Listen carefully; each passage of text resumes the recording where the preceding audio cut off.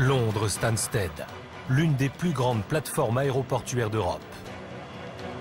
Au cœur de ce vaste complexe, plusieurs inventions ingénieuses ont été mises en œuvre pour éviter les catastrophes.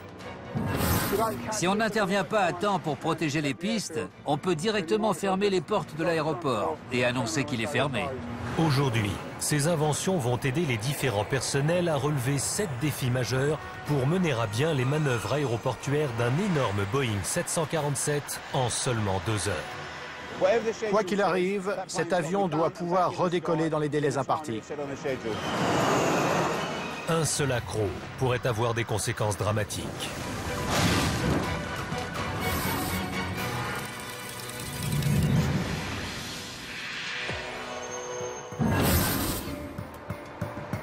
10 heures du matin à l'aéroport de Londres Stansted. De fortes chutes de neige sont tombées durant la nuit et une armada de chasse-neige a été déployée pour dégager les pistes. Pas moins de 312 appareils doivent décoller et atterrir aujourd'hui. Outre les conditions météo difficiles, les personnels au sol doivent gérer l'arrivée du Giant 601, un Boeing 747 de fret, l'un des plus gros avions du monde. Dans 25 minutes exactement, il atterrira à Stansted. L'appareil effectue un vol aller-retour de 15 500 km au départ des États-Unis. Après une escale à Stansted, il se rendra au Luxembourg, avant de retraverser l'Atlantique. Le Boeing 747-400 n'est pas un avion ordinaire. C'est un véritable géant volant, capable d'emporter 125 tonnes de marchandises. Il transporte aujourd'hui 115 tonnes de médicaments, de produits alimentaires et de pièces industrielles.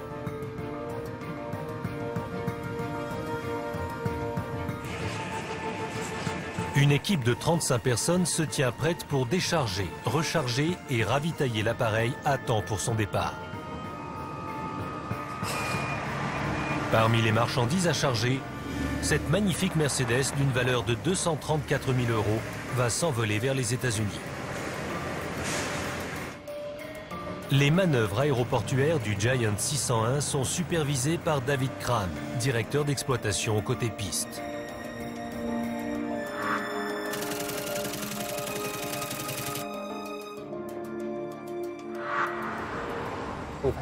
On a eu pas mal de neige cette nuit, environ 5 cm. On a déblayé les pistes et les voies de circulation et on va sécuriser ces zones pour les manœuvres des appareils. David Crane est en alerte. Il doit s'assurer que les opérateurs relèvent le premier défi, faire atterrir l'avion en toute sécurité. Le temps froid s'accompagne du pire ennemi des aéroports, le brouillard. Pour éviter un crash à l'atterrissage, les pistes de Stansted sont équipées d'une invention ingénieuse, le système d'atterrissage aux instruments ou ILS. Des ondes radio guident les appareils avec précision, quelles que soient les conditions de visibilité sur les pistes. 5 minutes avant l'atterrissage, le Giant 601 apparaît sur les écrans de la tour de contrôle. Le compte à rebours a commencé. Dans 2 heures et 15 minutes, le 747 de 300 tonnes devra être prêt à repartir.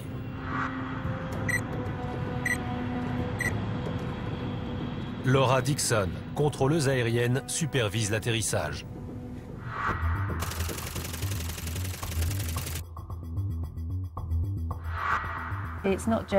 Il ne s'agit pas que des manœuvres de l'appareil. Il y a des personnes à bord et je suis aussi responsable de leur sécurité. L'atterrissage est l'une des séquences de vol les plus dangereuses, en particulier en cas de faible visibilité. Avant les systèmes de guidage modernes, il était presque impossible de poser un avion par temps de brouillard. Les appareils étaient déroutés vers d'autres aéroports, ce qui provoquait des perturbations et des retards importants. Aujourd'hui, Stansted est équipé d'un système d'atterrissage aux instruments qui guide les pilotes, leur permettant de faire atterrir leur avion même par un brouillard très dense. Le système est précieux en cas de mauvais temps, car il permet de se poser en sécurité sans voir les pistes. À 10 km de la piste d'atterrissage, le pilote du Giant 601 reçoit les signaux de 2 balises d'alignement situées au sol.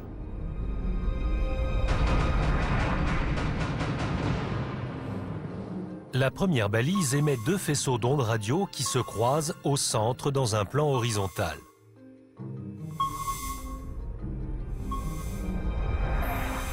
La seconde balise émet également 2 faisceaux d'ondes qui se croisent, mais cette fois dans un plan vertical. Pour être sûr d'atterrir sur la piste, le pilote vérifie sur son écran d'affichage que son appareil fait son approche en restant dans le plan d'intersection des faisceaux émis par les 2 balises. Ceci permettra au Giant 601 de se poser en toute sécurité, même avec une visibilité nulle.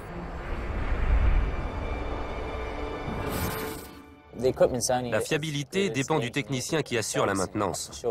Vérifier le bon fonctionnement du système est aussi important que le système lui-même. Une équipe d'experts inspecte le système d'atterrissage aux instruments de Stansted 2 fois par an. Une nuit de janvier, après le dernier vol du jour, les tests commencent sous la houlette de Craig Rodri, pilote.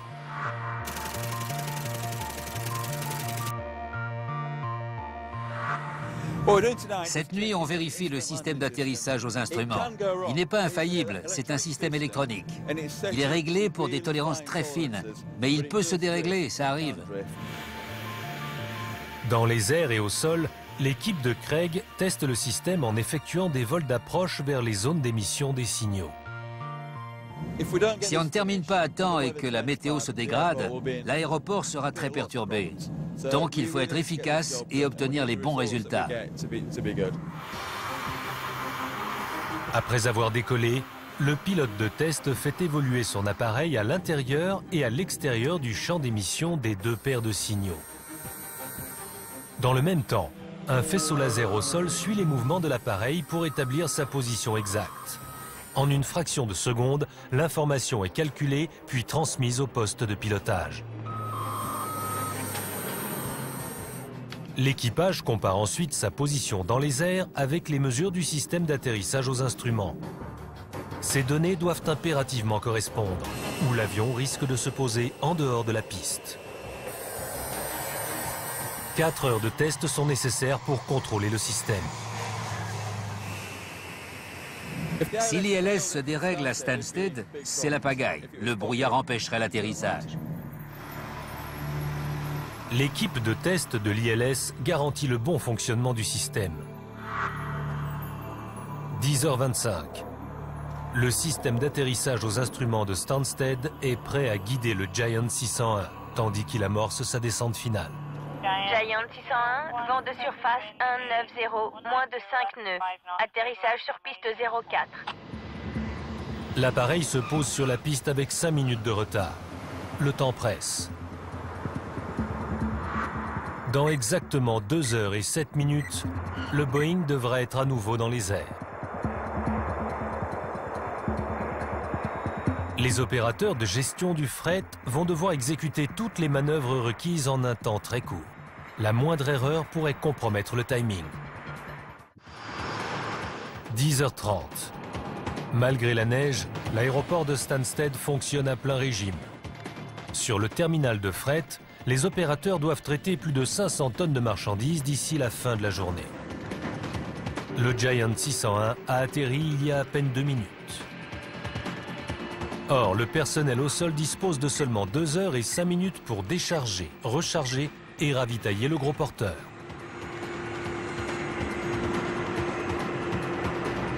Ce délai serré est un véritable défi pour Colin Simons, responsable des opérations de fret. On a un petit peu plus de 2 heures pour traiter cet appareil avant qu'il ne reparte. Plus un avion reste longtemps au sol, et moins il est rentable. Pendant que le pilote du Giant 601 dirige l'appareil vers son aire de stationnement, les opérateurs au sol préparent le chargement de la Mercedes. La voiture doit être manœuvrée avec précaution.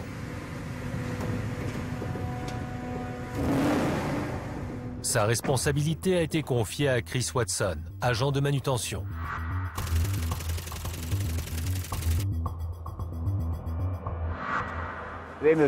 On manipule des biens qui appartiennent à quelqu'un. Si on fait de la casse, on ne va pas aller chez le concessionnaire du coin et choisir un nouveau véhicule. On y va. La voiture est chargée sur une plateforme équipée de sangles en nylon. On sangle la marchandise pour qu'elle ne bouge pas. Ça protège le fret, ce qui est essentiel, et ça protège l'appareil parce que la cargaison ne doit pas se balader dans la soute. Il faut faire vite. Le personnel de fret a désormais moins de 2 heures pour traiter l'appareil en relevant 6 défis majeurs. Sans l'apport de précieuses inventions, chacun de ces défis pourrait retarder le redécollage du gros porteur.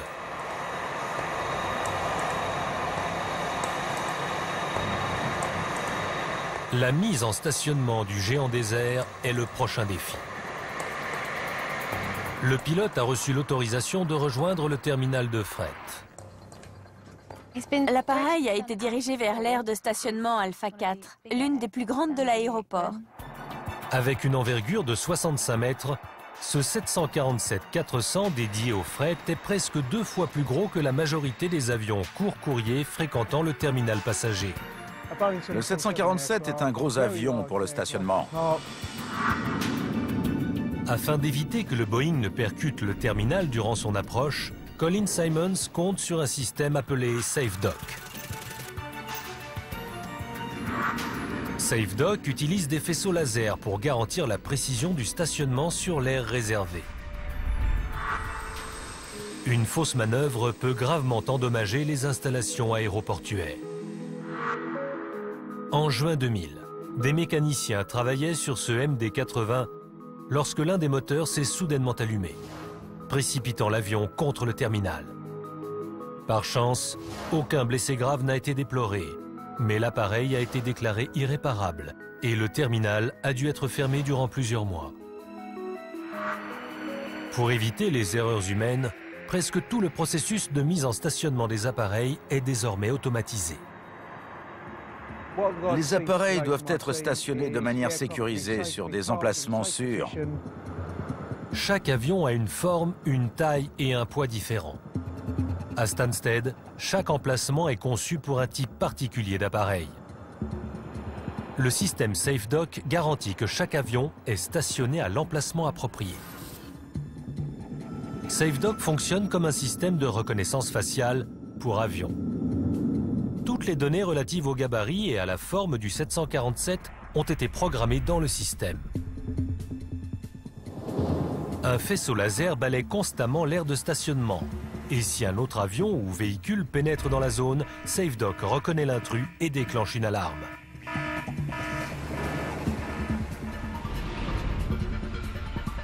Lorsque le 747 se présente, le système identifie sa forme et commence le guidage. En suivant les instructions affichées, le pilote peut stationner son appareil avec précision à l'emplacement approprié. Paul Clayden, agent d'exploitation, est responsable du bon fonctionnement du nouveau système.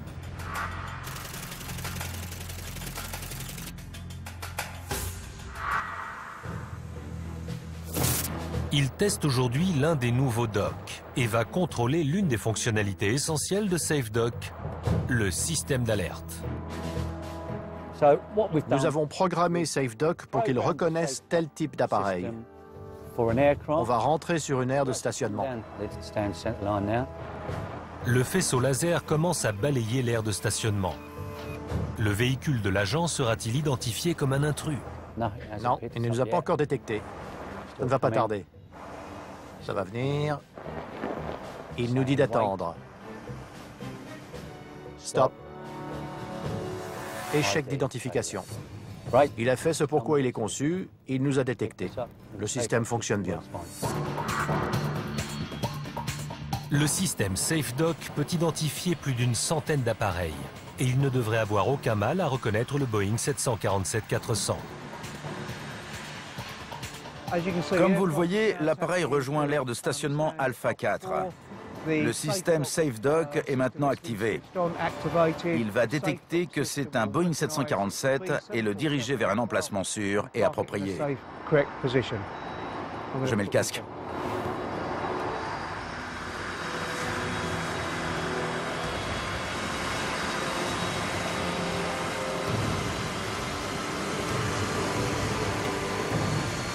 le système d'aide au stationnement SafeDock guide avec succès le Giant 601 jusqu'à son emplacement de stationnement.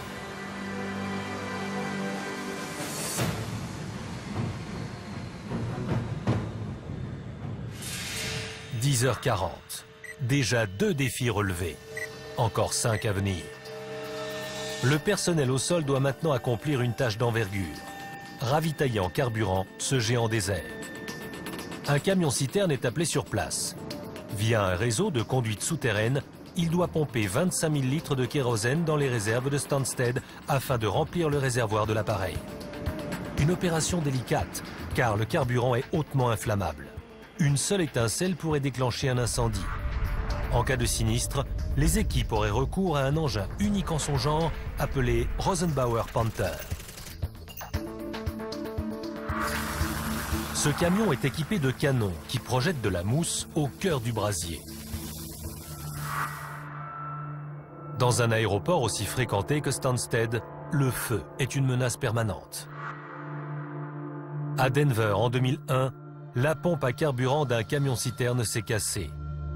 Le kérosène s'est très vite répandu et un incendie a éclaté. L'avion a été gravement endommagé et le technicien chargé du ravitaillement a perdu la vie.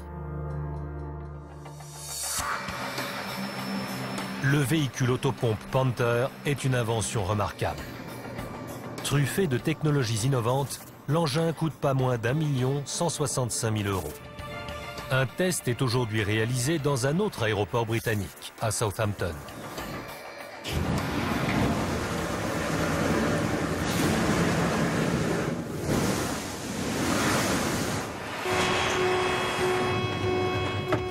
Lorsque l'alerte se déclenche, les portes de la caserne s'ouvrent automatiquement, ce qui permet de gagner de précieuses secondes.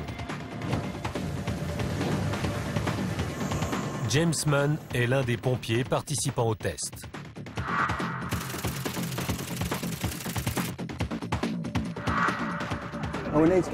Il faut faire vite pour arriver sur place. Des vies peuvent être en jeu. C'est un véhicule dernier cri. Il peut atteindre 115 km/h et monter à 80 km/h en seulement 27 secondes. Le Panther pèse 35 tonnes, mais son centre de gravité surbaissé lui permet de s'incliner latéralement de 30 degrés dans les virages les plus serrés. Il se révèle particulièrement utile pour lutter contre les incendies de carburant, comme celui qui s'est produit à l'aéroport de Denver. Les nappes de kérosène en feu peuvent créer un mur de flammes autour de l'appareil, qui empêche les camions de pompiers de s'approcher.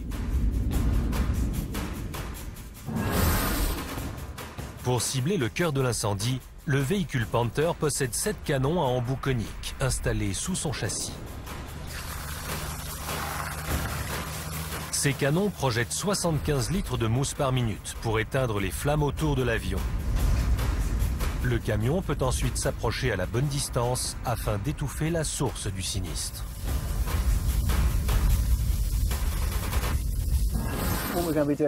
Nous allons maintenant utiliser les canons qui sont sous le véhicule.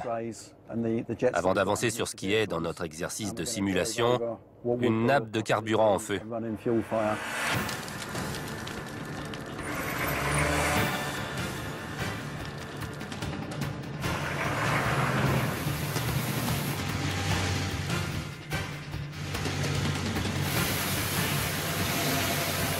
Le feu au sol étant éteint, les pompiers peuvent désormais s'attaquer au foyer de l'incendie en toute sécurité. Grâce aux technologies avancées qui équipent leurs véhicules, ils n'ont même plus besoin de quitter la cabine. Une lance sur le toit projette de la mousse à un débit record de 116 litres par seconde. 2 manettes commandent tout ça, exactement comme dans les jeux vidéo. Avec la manette de commande, comme dans un jeu, vous dirigez le jet de la lance comme vous voulez. À Stansted, le camion high-tech Panther sécurise les opérations de ravitaillement en carburant. Les nouvelles technologies accélèrent notre travail. C'est génial. Ce type de véhicule peut vraiment sauver des vies.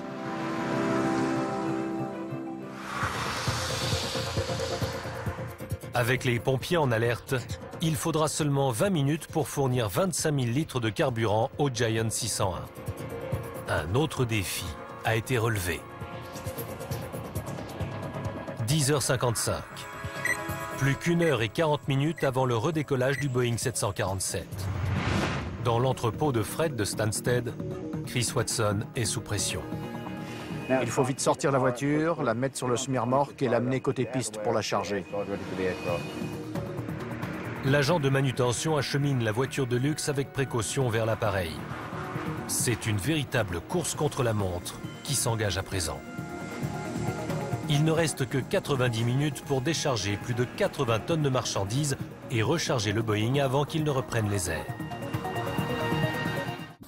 11h25. C'est l'heure de pointe à l'aéroport de Londres Stansted. Plus de 34 000 passagers franchiront les portes des terminaux aujourd'hui. Les grands départs de janvier pour les stations de sport d'hiver et les destinations ensoleillées battent leur plein. Le personnel travaille sans relâche afin de trier et charger plus de 20 000 bagages. Sur l'aire de stationnement Alpha 4, Colin Simons, responsable des opérations de fret, s'active avec son équipe. Il ne leur reste plus qu'1 heure et 10 minutes pour décharger et recharger le Giant 601. On a un plan de déchargement fourni par l'arrimeur. Ce document indique quelles unités doivent être déchargées ici à Stansted et lesquelles repartent de Stansted aujourd'hui pour la prochaine destination de l'appareil, le Luxembourg. Avant que l'appareil puisse redécoller, le personnel va encore s'appuyer sur de précieuses inventions pour relever 4 défis majeurs. Le prochain consiste à décharger ce colosse des airs.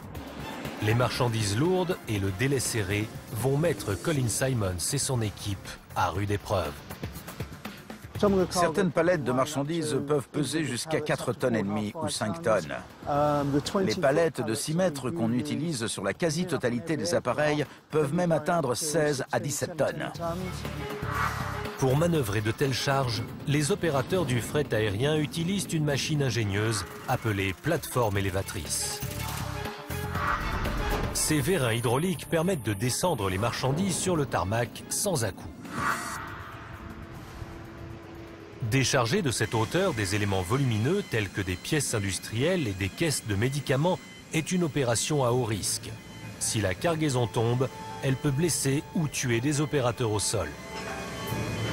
Une seule erreur peut par ailleurs coûter très cher.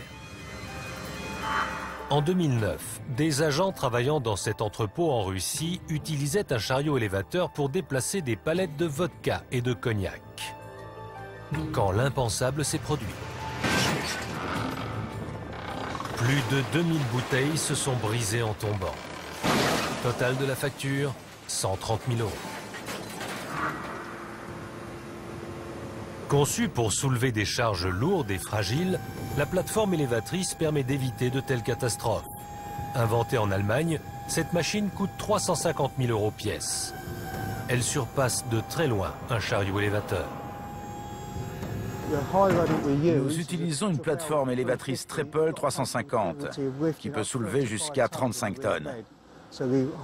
Cette plateforme et tous les équipements au sol permettent de minimiser les opérations manuelles pour manœuvrer les cargaisons de manière sécurisée et optimale sans aucun dommage pour les marchandises. Les opérateurs de fret comptent sur la plateforme élévatrice pour charger rapidement 70 tonnes de marchandises, ainsi que la Mercedes à bord du Giant 601. Une série d'inventions optimise le fonctionnement de la machine et lui confère une efficacité hors pair. Des vérins hydrauliques spéciaux équipent la plateforme. Ils permettent de soulever 35 tonnes de marchandises jusqu'à 3 mètres du sol. Pour déplacer les palettes à cette hauteur, la plateforme utilise 2 dispositifs de roulement. Des rouleaux fins font avancer et reculer les palettes. Et des rangées de roulettes actionnées par des vérins hydrauliques servent aux déplacements latéraux. Ces roulettes soulèvent les palettes au-dessus des rouleaux et prennent en charge la cargaison. À l'avant et à l'arrière, les roulettes tournent en sens opposé pour faire pivoter les palettes sur elles-mêmes de manière fluide.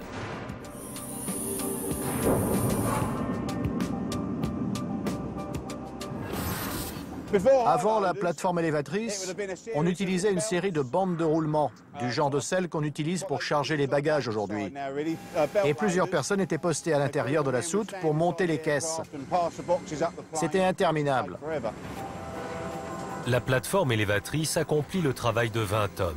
Elle décharge 37 tonnes de marchandises de l'appareil en moins de 40 minutes. Sans cet équipement, on ne peut pas faire notre boulot. C'est comparable à une moissonneuse-batteuse sur une exploitation agricole. Toute l'activité en dépend. C'est indispensable. Midi. La dernière des 6 grandes palettes sort de la soute du Giant 601. Encore une grosse palette. Dès que c'est fini, on commence le chargement.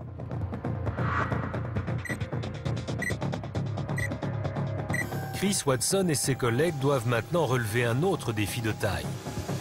Charger à bord du gros porteur 30 tonnes de marchandises et la Mercedes.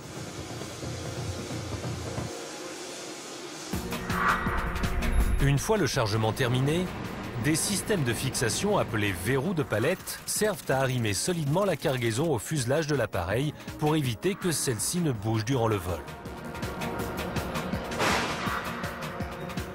Grâce à la plateforme élévatrice, 30 minutes suffisent pour charger le fret dans la soute arrière de l'appareil. Les opérateurs referment la porte latérale. Mais ils doivent encore charger la Mercedes dans un délai plus que limité. Il doit partir dans 20 minutes et on n'a même pas fini le chargement. La soute arrière de l'avion est pleine. Heureusement, l'énorme Boeing 747-400 a des ressources insoupçonnées.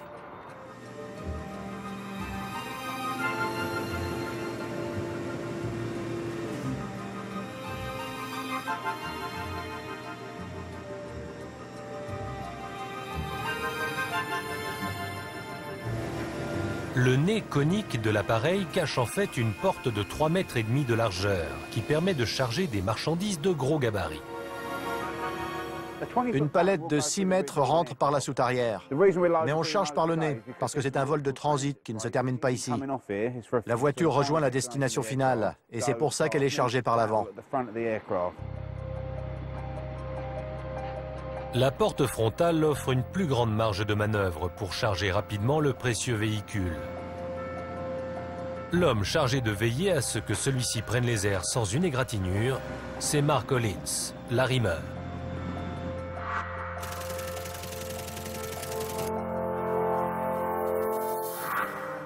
L'heure tourne, il faut qu'on charge cette voiture.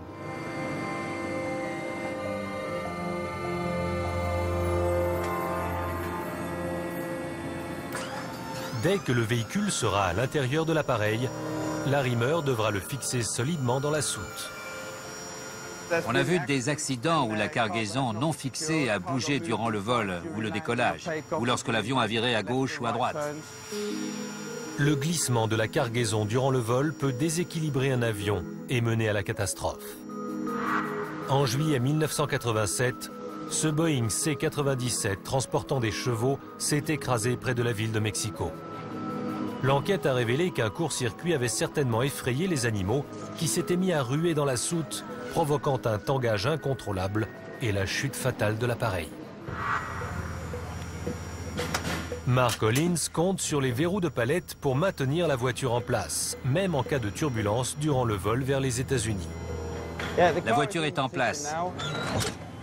Elle est d'abord chargée sur la palette et puis sanglée dessus. Mais on doit aussi fixer la palette dans la soute de l'avion. Évidemment, il ne faut pas qu'elle se balade pendant le vol. Le plancher du Boeing 747 comporte 35 rangées de verrous de palette. Dans la section centrale, les verrous se rétractent dans le plancher pour permettre la circulation des palettes. Une fois les palettes positionnées, des fixations les verrouillent sur leur emplacement. Des loquets supplémentaires sécurisent également les palettes sur les côtés. Avec plus de 40 verrous maintenant chaque grande palette, la cargaison reste solidement fixée au plancher, même en cas de turbulence extrême.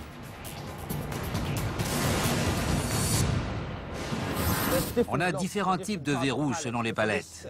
Pour celles de 6 mètres, on a des blocs sur la palette et une patte qui rentre dans la fente des blocs. C'est ce qui bloque la palette pour éviter tout mouvement avant-arrière, vertical et latéral. Bien sûr, il y a aussi des verrous sous la palette et d'autres comme ceux-ci de l'autre côté. Plus de 200 verrous fixent les 79 tonnes de marchandises à bord du Giant 601. Midi 20. Tous les verrous sont en place. La Mercedes devrait sortir sans une éraflure des pires turbulences orageuses. C'est bon.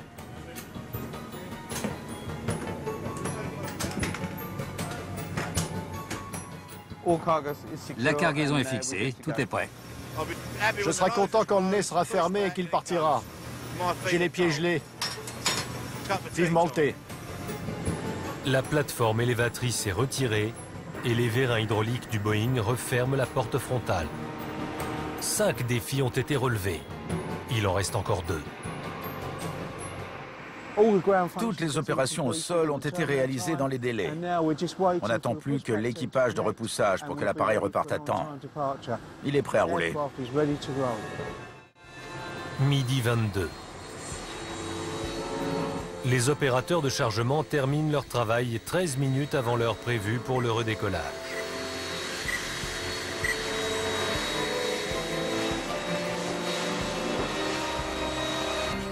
Un autre défi majeur attend les personnels au sol de Stansted. Amener ce géant désert sur la piste de décollage en toute sécurité. La dégradation du temps préoccupe fortement David Crane, directeur d'exploitation côté piste. D'après les prévisions météo, le gros problème aujourd'hui, c'est la température de surface de la piste. Il est prévu qu'elle descende jusqu'à moins 8 degrés. Afin d'éviter que le tarmac ne gèle, l'équipe de David Crane utilise une invention très pratique, la dégivreuse pour aéroport. Ces buses projettent de fines bulles de liquide qui stoppent la formation de glace, même par des températures de surface allant jusqu'à moins 26 degrés. L'aéroport de Stansted compte plus de 24 km de pistes et de voies de circulation. Or, une accumulation de glace peut conduire les avions à patiner, exactement comme une voiture. Le 23 janvier 1982, un DC-10 qui tentait d'atterrir à l'aéroport de Logan, à Boston, a dérapé sur la piste gelée.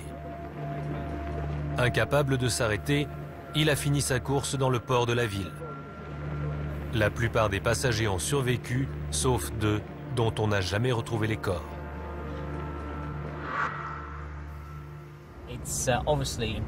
Bien sûr, il est impératif que la surface sur laquelle l'avion doit rouler soit aussi exempte de glace et de neige que possible.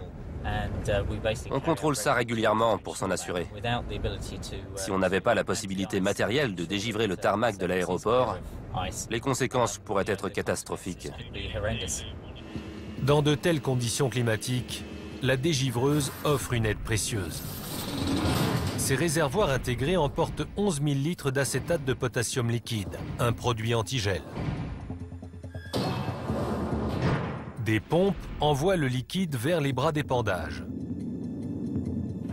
Si les gouttes d'antigel étaient trop petites, elles seraient balayées par le vent et n'atteindraient pas la piste. Des buses spéciales sur les bras d'épandage injectent donc de l'air dans le liquide. Le mélange de l'air avec l'antigel augmente la taille des gouttes, qui deviennent trop lourdes pour être emportées par le vent.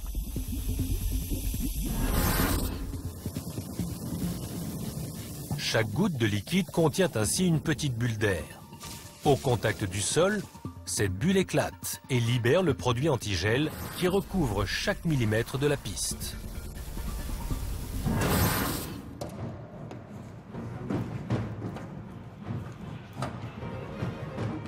Cet après-midi, l'homme chargé de conduire la dégivreuse est l'agent aéroportuaire Simon Gildersleeve.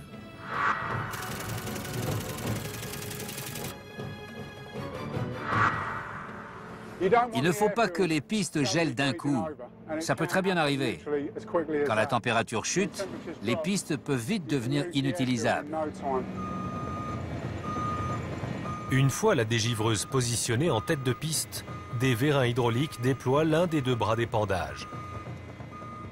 Si on n'intervient pas à temps pour faire notre application et protéger les pistes, on peut directement fermer les portes de l'aéroport et annoncer qu'il est fermé. Le timing de l'intervention est déterminant. Si l'agent réagit trop tardivement aux prévisions météo, la glace le prendra de vitesse. Ce produit n'est pas là pour dégeler, c'est un antigel. Si on l'applique assez tôt, il a une action préventive efficace. Le temps presse. L'opérateur ne dispose que de 40 minutes pour traiter les zones essentielles de l'aéroport. Une autre innovation l'aide à accomplir sa tâche rapidement. Certaines pistes dépassent 40 mètres de largeur. On déploie complètement les deux bras.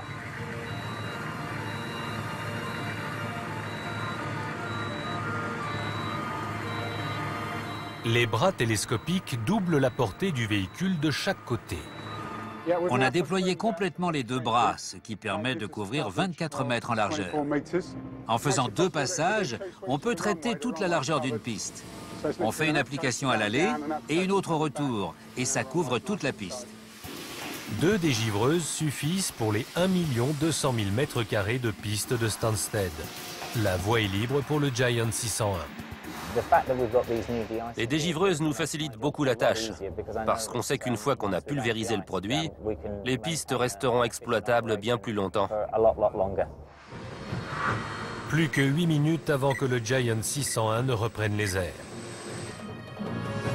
La tour de contrôle autorise l'appareil à rejoindre la piste de décollage. Mais avec les nombreux avions et véhicules qui vont croiser son chemin, les personnels au sol doivent encore relever un défi majeur pour éviter une collision. Il est 12h29 à l'aéroport de Stansted. Le Boeing Giant 601 s'achemine vers la piste d'envol à l'heure prévue. Mais les personnels au sol doivent encore relever un dernier défi pour lui permettre de repartir. De nombreux avions et véhicules peuvent croiser à tout moment la voie de circulation du gros porteur. Une collision à faible vitesse serait déjà grave, mais un accident à grande vitesse pourrait être catastrophique.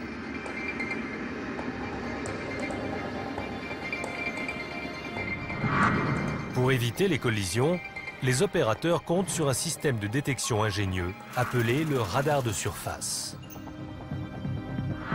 Ce système émet des impulsions de micro-ondes pour détecter les mouvements sur les pistes et autour de celles-ci. Sans ce radar, des collisions pourraient se produire. En 2001, un appareil privé circulant sur une voie de circulation de l'aéroport de Linate en Italie a pris un mauvais virage dans le brouillard épais. Il s'est engagé sur la piste d'un avion de ligne en phase de décollage. La collision a coûté la vie à 118 personnes et bloqué les pistes durant 2 jours. À Stansted, une collision pourrait affecter les échanges avec l'Europe pendant plusieurs jours. Le radar de surface permet aux contrôleurs aériens de surveiller le trafic au sol pour empêcher un tel accident. Installé du côté nord, le radar de surface balaie les pistes 1 fois par seconde et détecte les moindres déplacements de tout appareil ou véhicule au sol. Si un avion franchit un feu de stop et s'engage sur une piste tandis qu'un second appareil décolle ou atterrit, une alarme se déclenche instantanément dans la tour de contrôle. Les contrôleurs aériens disposent ainsi du temps nécessaire pour prévenir les pilotes et éviter une collision. Pour un aéroport de la taille de Stansted et avec la faible visibilité liée à la météo, un radar de surface est indispensable pour améliorer non seulement la sécurité, mais aussi l'efficacité du trafic au sol. À Stansted, l'homme responsable du radar de surface est Stuart Whiteley.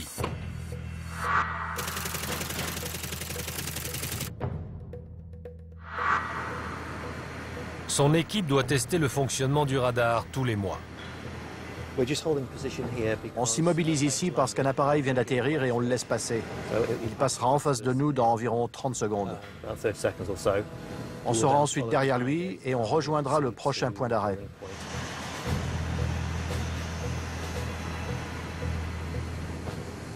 Tour, Vixen 2. Bravo sur voie de circulation. Demande permission d'aller au point d'arrêt Sierra.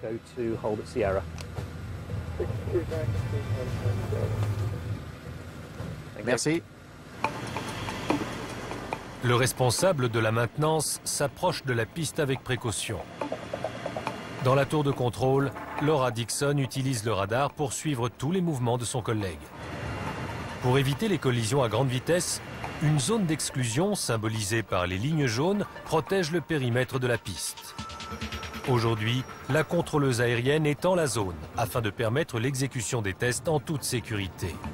À l'approche de la piste, Stuart s'immobilise près de la bordure extérieure de la zone.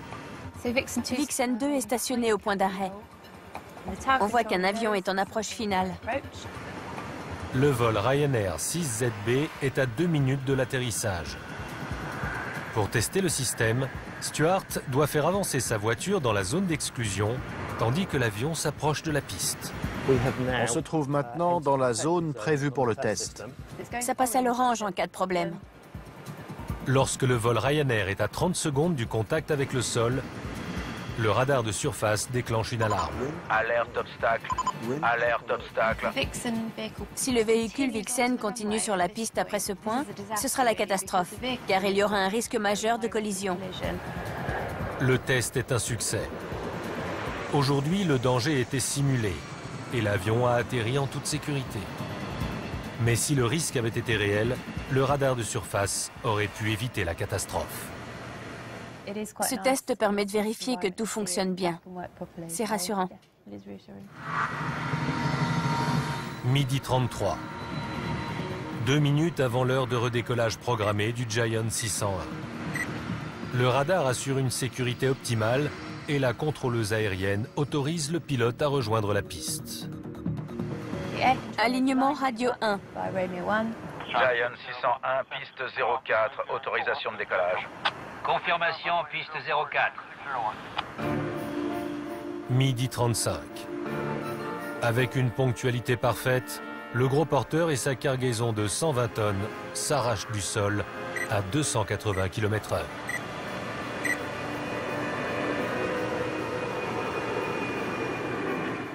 Quand je prendrai mon thé ce soir, quelqu'un sera en train d'admirer sa nouvelle voiture à l'autre bout du monde. Les différentes opérations de fret aéroportuaire ont mobilisé 35 personnes et 7 inventions déterminantes qui permettent entre autres de lutter contre les incendies, de dégivrer les pistes et de charger une cargaison colossale.